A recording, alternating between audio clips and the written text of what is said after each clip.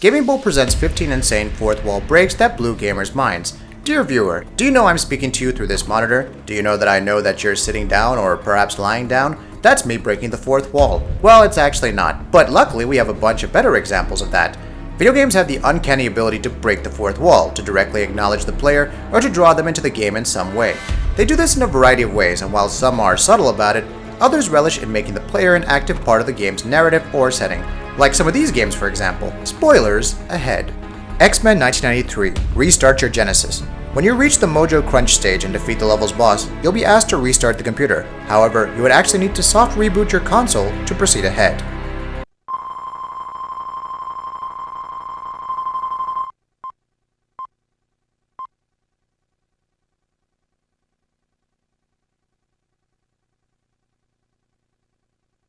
Metal Gear Solid 5, the endgame mirror scene.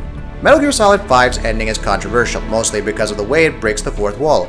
It turns out you're not playing as Big Boss at all, but a character you created earlier in the game. The real Big Boss tells you that your character has been playing as him the whole time, and series creator Hideo Kojima confirmed that this was supposed to mean everyone playing the game is Big Boss in their own way. Dramatic, if underwhelming.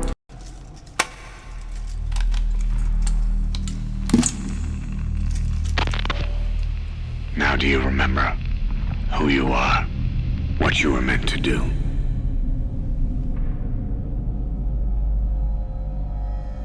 I cheated death thanks to you. And thanks to you, I've left my mark. You have too. You've written your own history. You're your own man. I'm Big Boss. And you are too. No, he's the two of us together. Where we are today, we built it. This story, this legend, it's ours.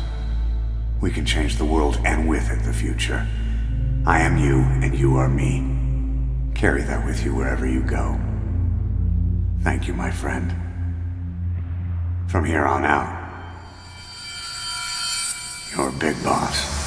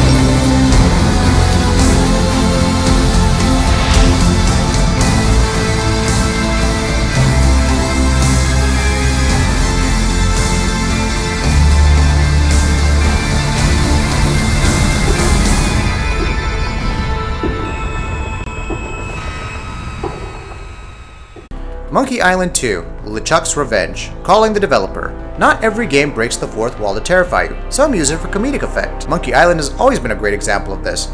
The best moment has to come in the second game, LeChuck's Revenge. At one point, you'll run into a phone attached to a tree. If you use the phone, you'll be connected to the Lucasfilm Games hotline, in-game, and Guybrush will ask for a hint on how to solve a puzzle. If you do so, the Lucas rep will berate you, calling you a knucklehead for not being able to solve a simple puzzle. You can also ask about the status of upcoming games. Remember, kids, if you're under 18, ask your parents before calling. Lucasfilm Games hint line. Chester speaking. I'm lost in the Dinky Island jungle in Monkey 2. Look, there are only two ways out of the room you're in. Figure it out, knucklehead. I'm lost in the Dinky Island jungle in Monkey 2. I told you, just walk off the edge of the screen. How hard could that be? Deadpool, the whole game, because Deadpool. Deadpool is a character that allows the writers to play around. He's a jokey kind of character who relishes in breaking the fourth wall. Throughout the Deadpool game, he constantly mentions the fact that he's in a video game and the game treats him terribly in return. There's one scene where Deadpool talks to the creator of the game after he's transported to a different game, who tells Deadpool that he blew the budget of the game.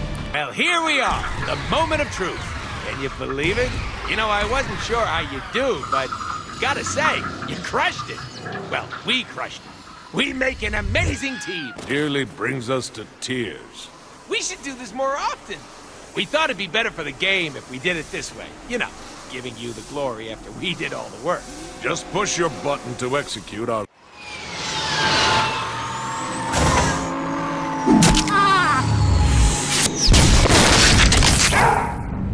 Conker's Bad Fur Day, Alien Fight Scene. Conker's Bad Fur Day is basically one long parody. One of these parodies is a scene involving Conker and a yellow robot about to fight an alien. Suddenly, just when you're about to win the battle, the game will crash.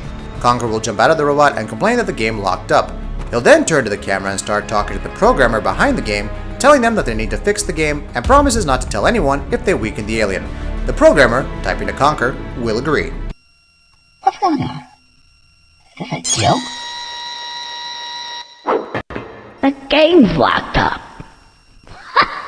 I don't believe it. What is this? Is this the testing department's day off or something? This gives me an idea. Hello? If there are any software engineers that can hear me, just, type something in. Alright, yeah. Hello. Right. Metal Gear 1, Big Boss telling Solid Snake to shut down the console. Hideo Kojima is always experimenting, and he's always been trying to get into the player's head. There's no better proof of this than the first game he led, the original Metal Gear on the MSX and later NES. Just like in Metal Gear Solid 2, your superior, Big Boss himself in this case, would start to call you with random messages towards the end of the game. He'd tell you that your mission was over and that it was time to head home. He'd also tell you that it was time to stop playing the game and specifically tells you to turn off your MSX, even in the NES version. Metal Gear Solid 1, Finding Meryl's Codec number. As part of an anti-piracy measure, Konami included a unique fourth wall breaking gameplay feature in the original Metal Gear Solid. Early in the game, you had to call Meryl over Codec, but you're never told what the Codec number is. Campbell will call you and tell you the only way you can get her number was by looking on the back of the CD case that came with the game. Of course, if you obtained your copy legally that happened to come without the case or with a different case, you had to call every possible number in game, which was good times. Boktai, Use the Sun. Boktai is an old GBA game that came with a unique peripheral. There's a power in the game that allows you to harness the power of the sun, but to use it, you actually have to charge up the peripheral using the actual sun. You have to go outside or near a window and hold the game in the sun to charge it up and use your attacks. Pony Island, a battle against Steam messages.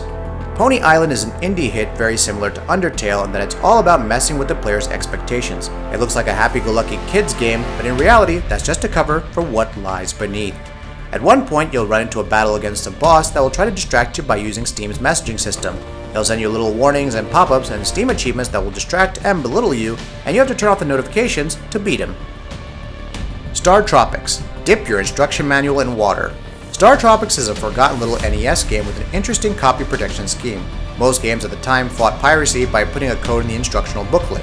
StarTropics took it a step further though, forcing you to dip the entire instructional manual in water, revealing a secret code. The game will tell you to do this too, and while the code seems useless at first, it comes up in a big way later in game. Batman Arkham Asylum, Game Crash.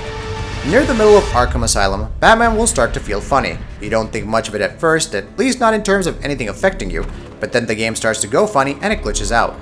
All of a sudden the game crashes, at least you think it does. The screen goes funny and the audio starts to crack and shriek before the screen suddenly goes black and there's no sound.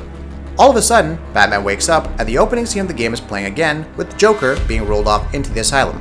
But now the roles are reversed, and it's Batman getting carted away while you control the Joker.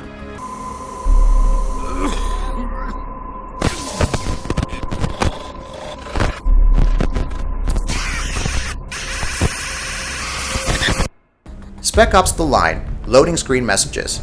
Spec Ops The Line is a game all about breaking down the fourth wall and commenting on the player's actions. During loading screens, the game will tell you about rules involving war. One of these rules is that it's illegal to kill or harm civilians in battle, but it then says, but this isn't real, so why should you care? almost daring you to kill people. Another Code, your DS is in the game. Another Code is also a bit of a forgotten game. It's a DS puzzle game that actually has a DS in it. You're given what's called a DTS, which is a folding dual screen device that you could use to save your game or check messages.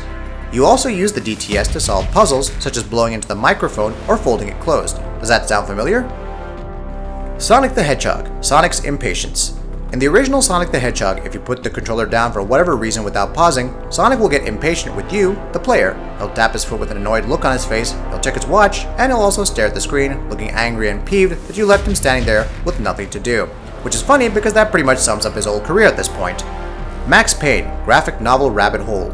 Max Payne used to be a very self-aware game, before the third one anyway.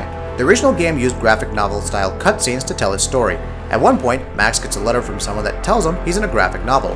The following panel shows other panels from previous cutscenes before Max says it's the most horrible thing he can think of. There was something disturbingly familiar about the letter before me. The handwriting was all pretty curves. You're in a graphic novel. The truth split my skull open, a glaring green light washing the lies away. All of my past was just fragmented still shots, words hanging in the air like balloons.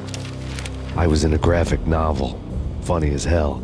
It was the most horrible thing I could think of. Like this video? Why not give us a like and subscribe? We try and upload amazing videos almost every single day. Thank you for watching this video, and we'll see you on the next one.